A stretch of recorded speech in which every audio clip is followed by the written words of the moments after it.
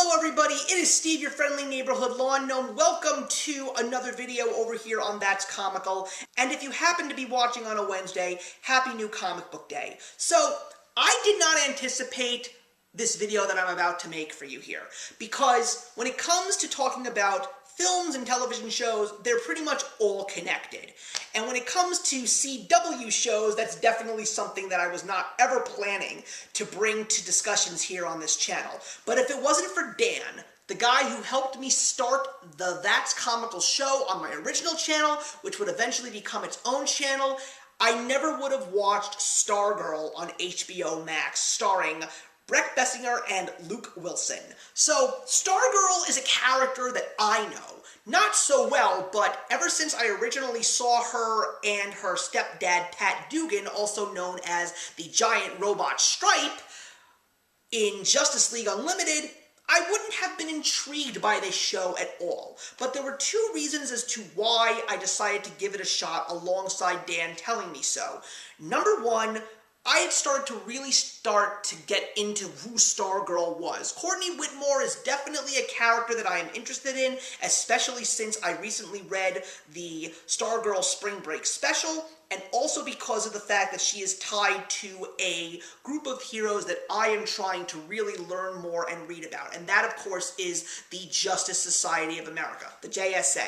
And the other reason why I gave Stargirl a chance is because of a man named Geoff Johns. I had no idea that Geoff Johns created Stargirl, but I did read his 1999 run of JSA in DC Comics, and I freaking loved it, because I don't know if I'm ever going to get my hands on the golden age of comic books, but I will say that JSA is the closest that I've gotten. Superpowered humans fighting for truth and justice, good versus evil, saving the day. This is everything that was the origin of comic books and why superheroes are what they are. So, knowing all of these elements, I went into this show with a little bit of doubt, but mostly enthusiasm, and I binged both seasons and had such a blast with this show.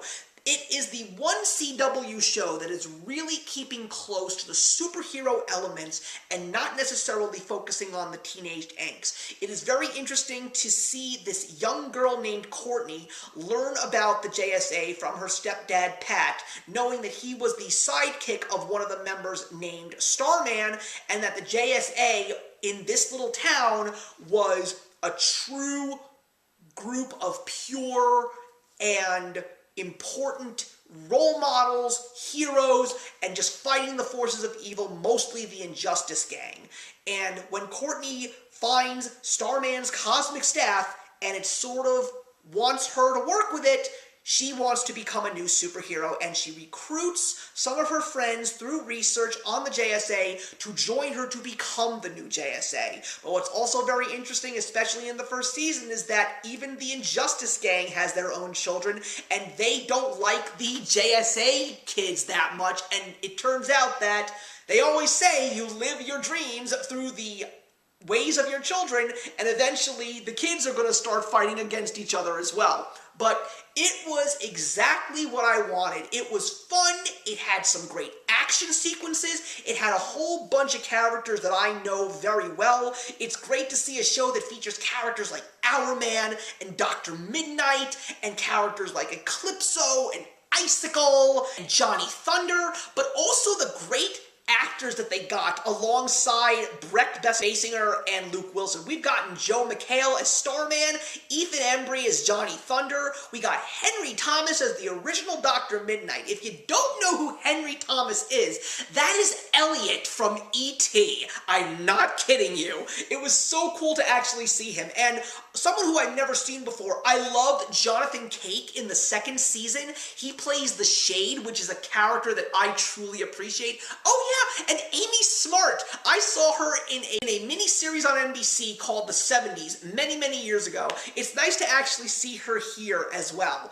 And I was just so happy with this show. It was so much fun. I want more. I want Geoff Johns to continue to be behind this, because he really knows how to give me a CW CW show, or just a show about comic book characters that I personally love to death. And I'm really hoping that we're going to see other really great elements that are part of the JSA, but more importantly, I kind of am hoping that DC will just let Geoff Johns come back and make some more JSA books, because Justice Society is a series of characters that I personally love and just want so much more of. So yeah, if you haven't seen Stargirl yet, and you're not so keen on CW shows, watch this one.